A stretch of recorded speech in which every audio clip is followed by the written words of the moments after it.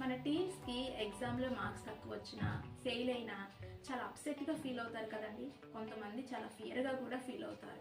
మరి అలాంటి టీమ్స్కి as a పేరెంట్స్గా మనం వాళ్ళని ఎలా గైడ్ చేయాలో ఇవాటి సెషన్లో మాట్లాడుకుందాం.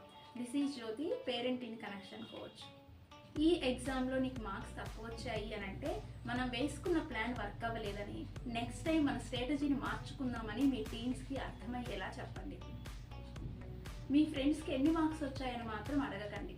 ఎందుకంటే టీమ్స్ని ఇతరులతో కంపేర్ చేయటం వల్ల వాళ్ళలో ఫ్రస్ట్రేషన్ అనేది పెరిగిపోతుంది.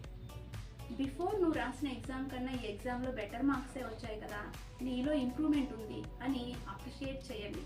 అప్పుడు వాళ్ళల్లో కాన్ఫిడెన్స్ లెవెల్స్ పెరుగుతాయి. ఇంకా చదవాలి అనే ఆశ వాళ్ళల్లో మొదలవుతుంది. ఎగ్జామ్స్ ముందు ముందు నీకు వస్తూనే ఉంటాయి.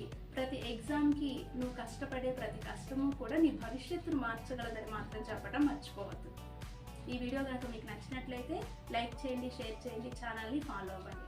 Thank you for watching.